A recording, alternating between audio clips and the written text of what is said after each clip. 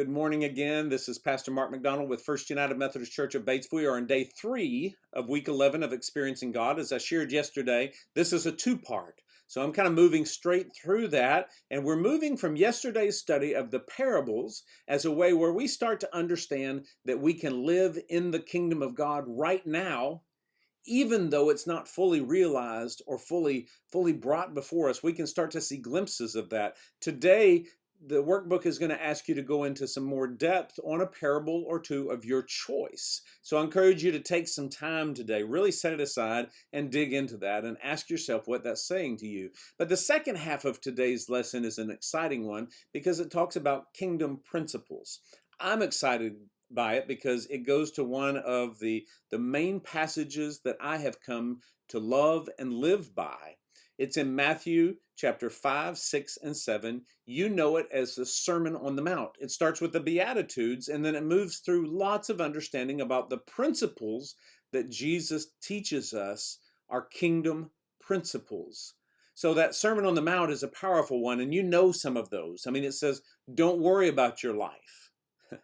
So much of it's like that. It's counterintuitive. We have survival skills built up in ourselves because we've lived in the kingdom of the earth, the kingdom of this world that is temporary.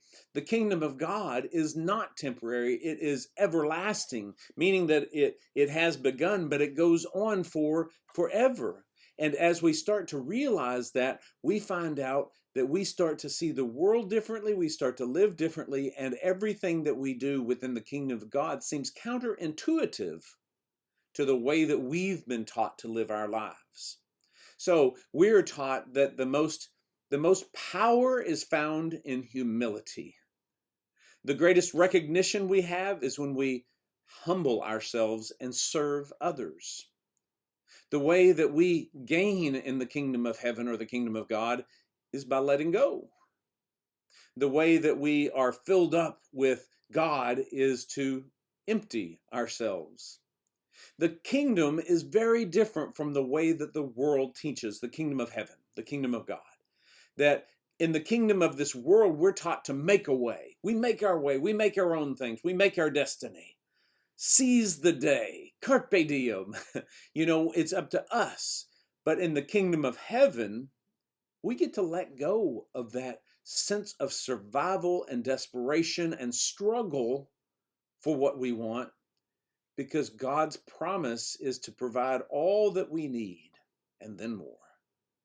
And so in the kingdom of heaven, while we look at the kingdom of the world and it's make way, the kingdom of heaven is make room.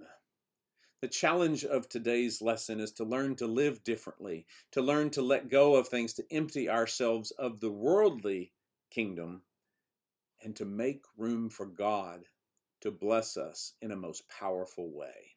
I hope you enjoyed today's lesson, and I hope you are a blessing to someone today.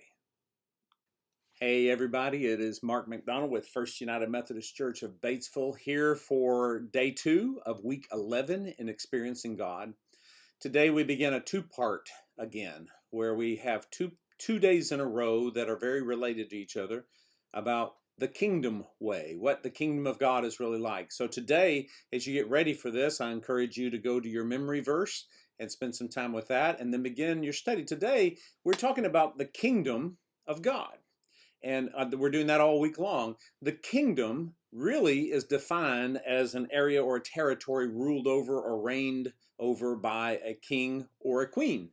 And so when you think of it that way, a kingdom is something that we've read about in the history books for many, many, many centuries. And kingdoms are temporary. And yet we're talking about God's kingdom, what Jesus referred to as the kingdom of heaven a lot of times. And so it is different from the temporary nature of the kingdoms of the world. Now, worldly kingdoms, they're temporary, could be a couple hundred years, usually not. But a kingdom is usually much shorter, but it's still temporary when you think of the broad perspective of history. The kingdom of God, however, is very, very different. When Jesus talked about the kingdom of God or the kingdom of heaven, he talked about it how it was both now and yet to come. It was now and not yet, or it was seen and not yet seen.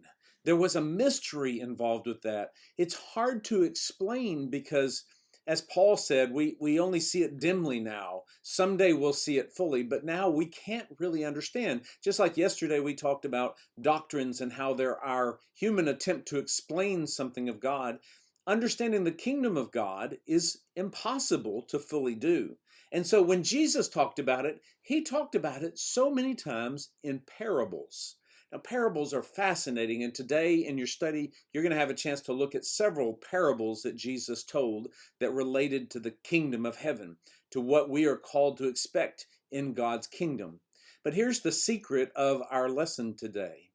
As you read through this, I want you to be watching for the way in which these parables, Jesus' own teachings, teach us how to start living in God's kingdom right now.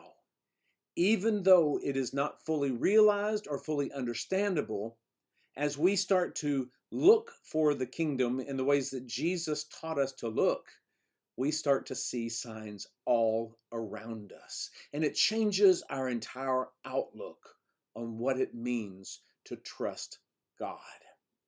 I hope you enjoy this lesson today, and we'll continue with tomorrow's lesson as we move from parables into even more understanding about how we live these in this kingdom step by step by starting with some of the small glimpses that we are given.